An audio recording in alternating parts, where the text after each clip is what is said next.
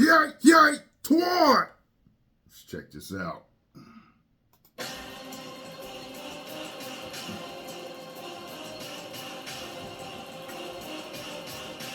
The Tekken series is steeped in legacy. From the mechanical skills and knowledge needed to compete at the highest levels, to its iconic music and characters, to inside jokes spanning 3 decades and an ongoing story dating back just as far. Each new entry has a heavy burden to bear. How do you honor that legacy without being chained down by it? That's the question Tekken 8 thoughtfully considers, and the answer it comes up with is a simple yet profound one. You accept what's come before, but you don't let it stop you from moving forward. Whether it be a literal dash forward using the powerful new heat system, impressive training tools, or the compelling story of a man trying to break generational shackles to create a brighter future, Tekken 8 is always honoring its past while striving to improve its present. And most of all, it's just some really good-ass Tekken. I think that's the first time I heard them curse in a review.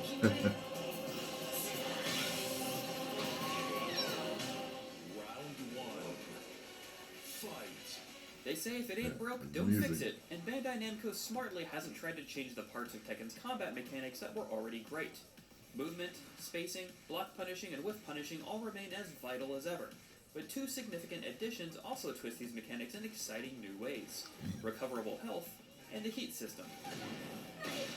For the first time in Tekken history, other than the non-canonical Tekken Tag tournament games, recoverable health plays a major part in matches. Blocking big attacks and taking chip damage, absorbing them with a power crush, or being hit after getting knocked airborne will do partial gray damage.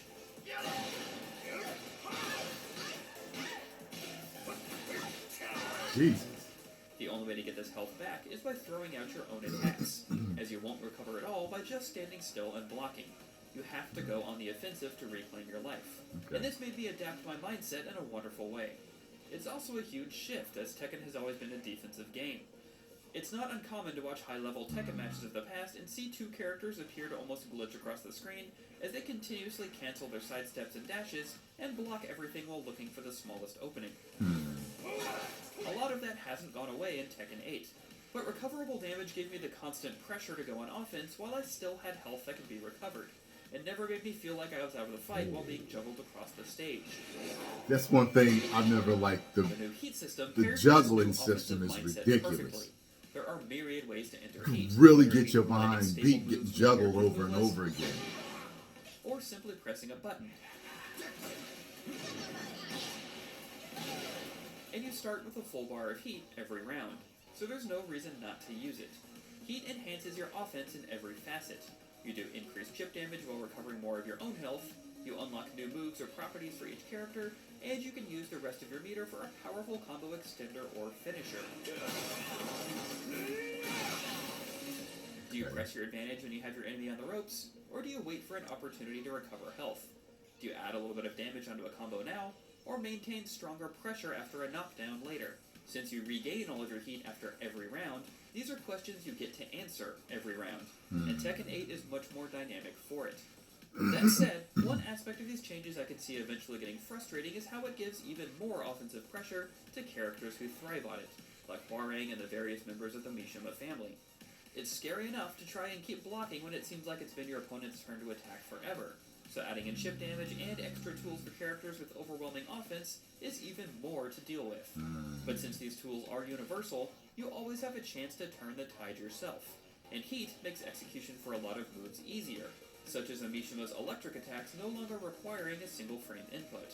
Heat is both your most powerful offensive tool and a great equalizer.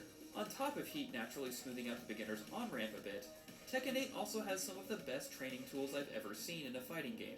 The new arcade quest mode is a great way to slowly ramp up the difficulty of CPU opponents, and the training mode is incredibly full-featured, with combo challenges, save states, so you can drill specific situations like wall breaks easily. See? I can't. Look, I'm a person that hates being juggled. Like, I cannot stand that. You see that? See how long that went? I hate that about this game. Icons that tell you the specific properties of each attack. But it is what it is. The jewel is the integrated replay system. You can watch your own replays back, or even You those can of get other juggled in players other you find games online, too. and take control of But the it's character more at any irritating time, in this as for long as some they were reason. played I by a don't know human. why. This means as soon as you run into a troublesome situation in a match, you can immediately hop into your replays, watch back what you did, and then try a dozen different ways to find something better. It's a phenomenal addition, and one I'll be using constantly as I strive to improve.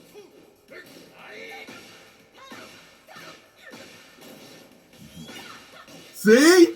To simplify things even Like, further, you already dropped me. control mode called Special Style How can you keep binds going? moves to a single button Hate press. that. You can even bind this Special Style toggle to a button that you can press mid-match if you're getting overwhelmed and just want to do something cool and productive. The menu will pop on screen even when playing online, so both players will know when someone activates it. However, Special Style isn't useful in any way that's viable competitively. Unlike Street Fighter VI's comparatively paltry moveset being downsized with its modern controls mode, Tekken characters have dozens if not hundreds of moves, and you can't realistically map a majority of those to 4 buttons. You can alter some of them by pressing a direction as well, but Special Style is mainly meant for beginners and those who want a quick taste of what a character can do, which it does provide nicely.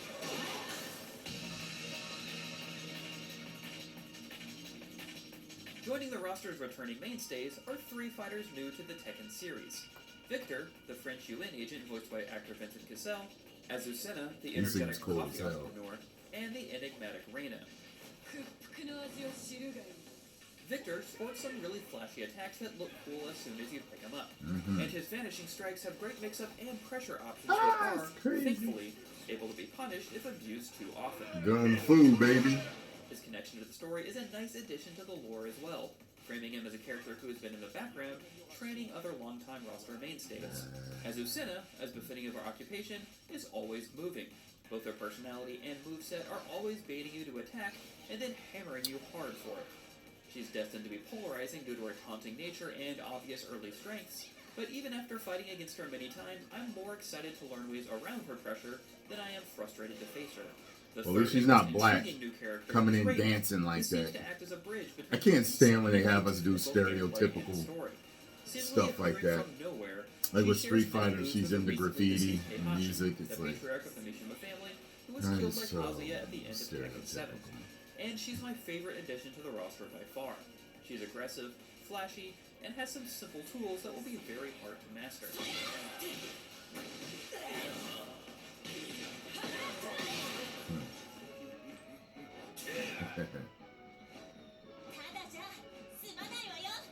Continuing an extremely welcome trend of recent fighting games, Tekken 8 has enough single-player content to keep you busy for dozens of hours without ever touching multiplayer. The cinematic story mode, subtitled The Dark Awakens, is a roughly 3 to 4 hour mix of cutscenes and story battles. And while I don't want to give away many details, there are a few surprises that should delight longtime Tekken fans, including multiple playable characters.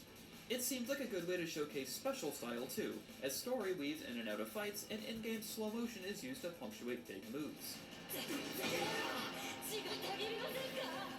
I actually found using it more enjoyable than the regular controls for most of the story, since I wasn't browsing a move list every time I played as a new character. There's plenty of time to dig deep and try hard in all the other modes, so I was just glad to be able to have fun quickly for this campaign. Cool, that was cool. As far as the actual story goes, I mostly enjoyed my time with it. There are some very capital A anime moments, and not everyone gets a chance to shine. But Bandai Namco gives attention to important character arcs that span several games, and there are clear fan service moments that land successfully. It's simple enough to understand as a newcomer too, as the relationships and stakes are laid out pretty clearly from the jump, and the gallery mode includes several summary videos of past games. One of the only negatives presentation-wise is that the real-time action looks so good that the transitions into pre-rendered cutscenes can sometimes be jarring, especially with some slightly smeary effects and different color grading sometimes layered on top of them. In a return to Tekken tradition, there are also character endings for the entire roster that unlock by playing through a quick series of 5 battles.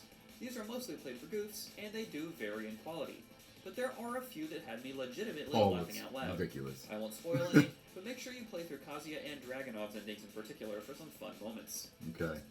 New to the series in Tekken 8 are 2 modes, Arcade Quest and Super Ghost Battle.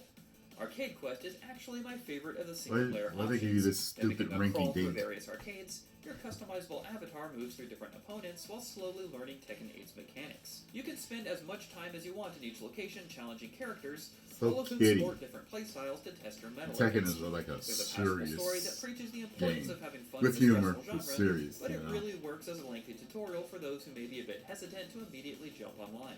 Arcade Quest gives you a ton of encouragement as you go, and it should provide players intimidated by Tekken's high difficulty a reason to stick around without meeting some of the vitriol. Super Ghost Battle is a mode in which you can challenge a CPU that's built from learning actual information about players. You can train your own ghost by fighting against it in order to learn your own tendencies or in other modes, or even download and play against ghosts from other players. It's a great way to check yourself as you continue to grow into a given character, and also a fun way to take on other real-life people without having to actually schedule playtime. I've already had friends tell me that they beat up my ghost in a nice bit of catharsis after I won a set against them online.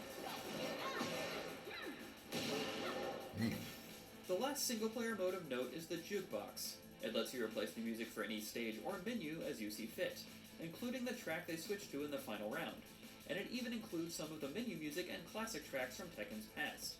And if you don't feel like fiddling, you can set it to shuffle the soundtracks of Tekken's 1 through 8, Tekken Tag Tournament 1 and 2, and even Tekken Revolution. It's an embarrassment of riches for longtime fans of the series like me, and a great way to honor its legacy.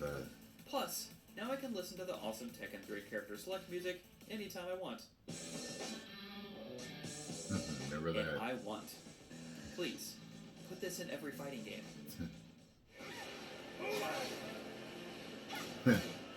The biggest factor in the longevity of any modern fighting game is how well it plays online.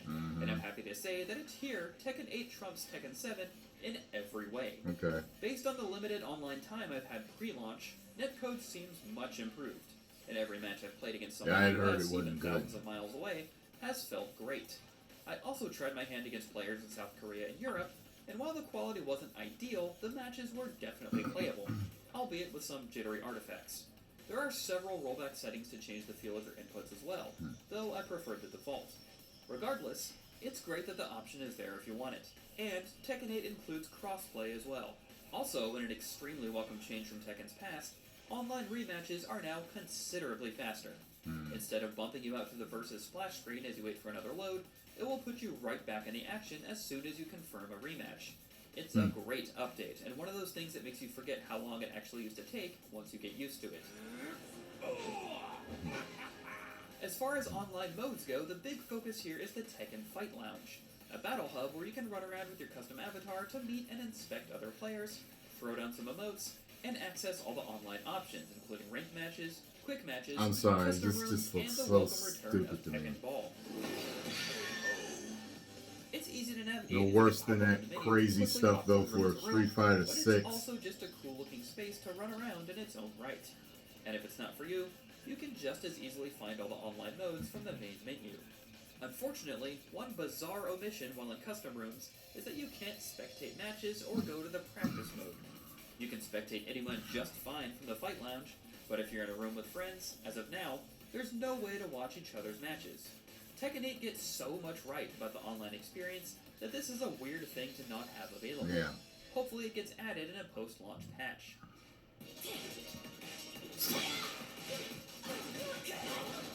Tekken 8 is an amazing new entry in the long-running series. Interesting tweaks to its classic fighting systems, a full suite of fun offline modes, great new characters, incredible training tools, and a vastly improved online experience all add up to a fighting game I will be playing for many years to come. There are a few small hiccups here and there, such as the lack of spectating in custom rooms, but I'm having trouble thinking of how Bandai Namco could have set Tekken on a better path to the future overall. By honoring its legacy, but continuing to move forward, Tekken 8 manages to... Who the hell is she? Reincarnated? For more on Tekken 8, make sure to check back with us for some post-launch videos. And for everything else gaming, Interesting. keep it right here. What if she's reincarnated Heihachi or something? Was she a daughter? She got the same Jin lean in the chair. Interesting. Well, I guess it'll be available to play today, right? Today or tonight at some point. So you will see my gameplay. Post comments down below. Let me know what you think. Have you had a chance to play it? Do you think it's a 9 or not? Do you think it's a 9 or not? Is it really a 9? Is it? Let me know. 10 million subscribers.